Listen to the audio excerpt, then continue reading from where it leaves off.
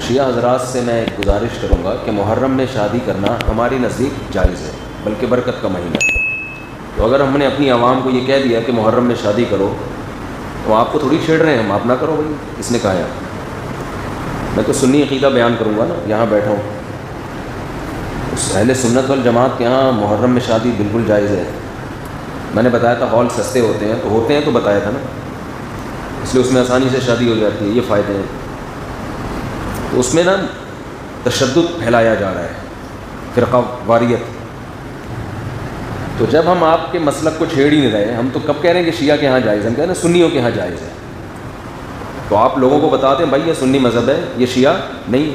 تو آپ اپنے جو سننے والے لوگ ہیں ان کو بتا دیں اتنا کہ یہ انہوں نے اہل سنت والجماعت کو کہا ہے، شیعہ حضرات نہ کریں شادی، ہمیں اس پہ کوئی اعتراض نہیں ہے۔ بیان میرا سنیوں میں ہو رہا ہے، اس کو آپ شیعوں میں چلا کے اس میں پھر رد کر رہے ہو دلائل سے، آپ دلائل دیں۔ میری نظر میں محرم، صفر، ربیع الاول 12 مہینے شادی کے ہیں۔ ویسے بھی 4 جب کرنی ہوں گی تو پھر اس میں تو اتنا آپشن آپ کے پاس نہیں ہوتا کہ یہ والا مہینہ تو یہ والا، جو لڑکی والے جس مہینے میں راضی ہو جائیں فوراً سے پہلے نکاح کر لو، ورنہ رشتہ ہاتھ سے گیا۔ باقی ہم حضرت امام حسین کی شہادت کو ایک شہادت سمجھتے ہیں، شہادت تو ایک سعادت کی چیز ہے، نحوست تھوڑی ہے۔ تو ہم اپنا مذہب تو بیان کریں گے نا بیٹھ کے، تو اپنا مسلک ہم بیان کر رہے ہیں کہ محرم میں شادی بالکل جائز ہے۔ اور ایک صاحب نے تو یہاں تک کلپ بنایا، وہ تو سنی ہے، انہوں نے میرے خلاف کلپ بنایا کہ یہ کہتا ہے کہ محرم میں شادی اس لیے بھی کرنی چاہیے کہ ایک بدعت کا خاتمہ ہو، کیونکہ بہت سے لوگ محرم میں نہیں کرتے، تو ان کی بدعت کی مخالفت کے لیے بہت سے سنی بھی نہیں کرتے نا، تو ان سنیوں کو میں ترغیب دے رہا ہوں کہ محرم میں کیا کرے تاکہ اس بدعت کا خاتمہ ہو۔ تو بھائی ہم اس بدعت سے، وہ بدعت جس کو سنی بدعت سمجھتے ہیں، آپ نہیں سمجھتے تو آپ کیوں اپنے خلاف لے کے جا رہے ہو اس کو؟ آپ کیوں اپنے خلاف لے کے جا رہے ہو؟ تو ہم تو اس بدعت کی بات کر رہے ہیں جس کو ہم ایک مسلک پہ چلے گا نا انسان، یہ کچھ وہاں سے لے لیا، کچھ وہاں سے لے لیا، کچھ وہاں سے لے لیا۔ تو ایک سنی مولانا صاحب نے کلپ بنایا میرے خلاف کہ اچھا جس دن تمہارے باپ کا انتقال ہو اس دن بھی نکاح کیا کرو، کیونکہ لوگ گھر میں جب میت ہوتی ہے اس دن شادی بولو نہیں کرو، تمہارے چاچا کا انتقال ہو جس دن، اس دن کیا کرو۔ کوئی بھی نہیں کرتا نا جس دن گھر میں میت ہو، تو جائز تو اس دن بھی ہے۔ تو بات یہ ہے، یہ نہیں اس پہ لگا رہے ہیں کہ حضرت حسین کا بھی تو غم باپ اور دادا کے غم سے بڑا ہے۔ جس دن حضرت حسین کی شہادت ہوئی تھی، جب ہوئی تھی جس ٹائم پہ، اس دن کوئی غم میں نہ کرتا تو ہمیں کوئی اعتراض نہیں ہے۔ جس دن آپ کے ابا کا انتقال ہوا اس دن انسان غمزدہ ہوتا ہے، کھایا نہیں جاتا، شادی کیا کرے گا وہ؟ تبھی تو حدیث میں حکم ہے کہ جس کے ہاں میت ہو جائے 3 دن اس کے گھر کھانا پہنچاؤ۔ وجہ اس کی ہے کہ غم کی وجہ سے وہ کھانا نہیں پکاتا، اس کو توجہ نہیں ہوتی ان چیزوں کی، بھوکا رہے گا بیچارہ۔ تو جس دن ابا کا انتقال ہو اس دن نہیں کرنی چاہیے، کسی کا بھی ہو، غم کا دن ہے، لیکن اگلے سال اسی تاریخ کو پھر بھی نہ کرو، ایسا نہیں ہوتا بھائی۔ ابا کی جس دن برسی ہوگی تو ہم تو برسیوں کو مانتے ہی نہیں ہیں، ہماری نظر میں برسیاں نہیں ہوتی، ہم اپنا مسلک بیان کریں گے نا، ہم نہیں مانتے برسیوں کو، بھائی برسی کیا ہوتی ہے۔ تو ہمارے والد صاحب کا انتقال ہوا، اللہ تعالیٰ ان کی مغفرت فرمائے۔ اس کے بعد ہر سال وہ تاریخ آتی ہے نا، ہمیں پتہ چلتا ہے کہ کب آئی اور کب گئی، بلکہ مجھے تو اسپیسیفک وہ ڈیٹ بھی یاد نہیں ہے کہ والد صاحب کا کس دن انتقال ہوا تھا، اس لیے کہ جس دن بھی ہوا وہ اب کرنا کیا ہے، دعا کرنی ہے آپ نے، وہ تو جب یاد آئے کر لیا کرو بھائی۔ اب تو والد کو، والدہ کو ضرورت اس کی ہوتی ہے کہ بعد والے ان کے لیے دعائیں کریں، اور وہ خاص اس تاریخ میں جس دن انتقال ہوا تھا اس تاریخ میں دعا کی قبولیت کا زیادہ امکان ہوتا ہے۔ ایسی کوئی حدیث ہمارے پاس نہیں ہے۔ تو ساری زندگی انگریز مناتے ہیں نا مدر ڈے اور فادر ڈے، ہم نہیں مناتے، کیونکہ ہمارا تو روز ہی مدر ڈے اور روز ہی فادر ڈے۔ انگریزوں کا سال میں مدر ڈے زیادہ ہوتا ہے، فادر کا تھوڑا ان کے یہاں تھوڑا پرابلم ہے، کچھ لوگ منا رہے ہوتے ہیں، کچھ لوگ جن کے ہوتے ہیں وہ منا لیتے ہوں گے، مدر ڈے بہرحال وہ سب منا رہے ہوتے ہیں۔ تو ان کے ہاں وہ اس لیے مناتے ہیں مدر ڈے اور فادر ڈے کہ ان پورا سال ابا اماں کو پوچھنے کی توفیق نہیں ہوتی۔ ہمارے ہاں تو بھائی روز ہی ابا ہیں، تو وہ یہ تھوڑی کہ 1 جنوری کو ابا تھے، 2 کو ابا نہیں ہے، وہ 2 کو بھی ابا ہیں، 3 جنوری کو بھی، فروری میں بھی وہی ابا، مارچ میں بھی وہی ابا، ایسا ابا کہاں سے لبا؟ پنجاب والے کہتے ہیں، پنجاب میں زبان بڑی مستعدی بولی جاتی ہے۔ وہ ایک صاحب اپنے ابا کے بارے میں کہہ رہے تھے میرے ابا یوں، میں اس نے کہا ایسا ابا کہاں سے لبا؟ لبا کسے کہتے ہیں؟ پایا؟ پتہ نہیں، خیر پائے کو کہتے ہیں نا، کہاں سے پایا. تو ہمارا تو بھائی روز ابا ڈے ہے، روز مدر ڈے، زندگی میں بھی اور موت کے بعد بھی روز ہی ان کے لیے. جب بھی دعا، مجھے تو اللہ ٹوٹی پھوٹی توفیق دیتا ہے، جب بھی ہاتھ اٹھا کے دعا کرتا ہوں تو سب سے پہلے اپنے والدین کے لیے. تو ہاں اب وہ تاریخ ابا کی ڈیتھ، وہ تاریخ آئے گی بھی نا انتقال کی، تو اس تاریخ میں تو ہم شادی بھی کرتے ہیں اور خوشیاں بھی منا رہے ہوتے ہیں، کیونکہ وہ جو دن تھا وہ دن چلا گیا. اور ویسے بھی 3 دن سے زیادہ تعزیت کو شریعت نے پسند نہیں کیا، 3 دن غم کے بہت ہوتے ہیں. تو اس کے بعد اپنے ان کے احکام کو فالو کرو. تو اہل سنت والجماعت کے ہاں محرم، صفر، ربیع الاول، ربیع الثانی، یہ سب مہینوں میں شادی جائز ہے. شیعہ حضرات نہ کریں، ان کا اپنا مسلک.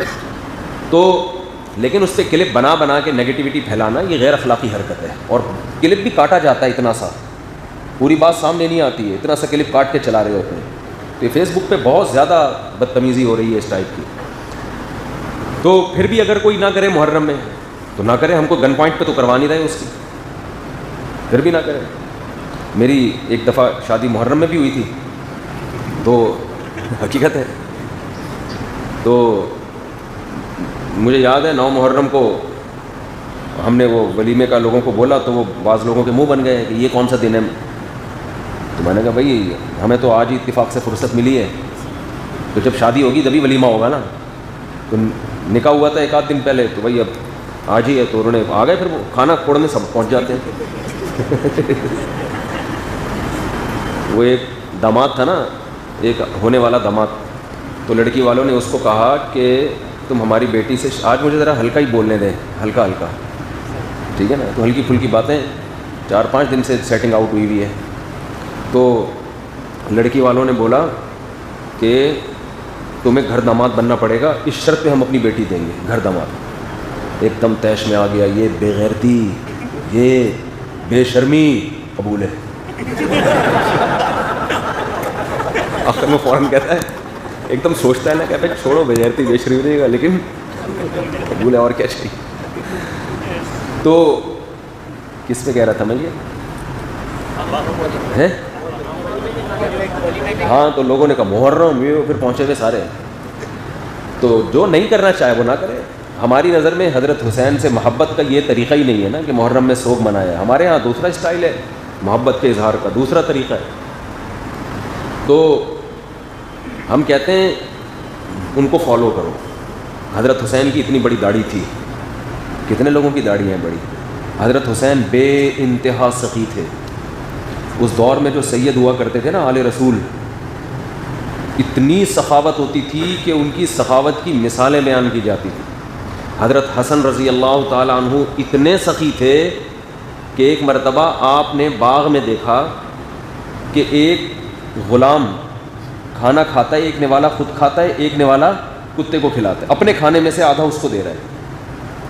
تو حضرت حسن نے پوچھا کہ یہ کیوں کر رہے ہو؟ اس نے کہا مجھے شرم آتی ہے کہ میں ایک جانور کے سامنے کھانا کھا رہا ہوں اور یہ بیچارہ للچائی ہوئی نظروں سے میرے سامنے دیکھ رہا ہے. غیرت مند لوگ تھے نا.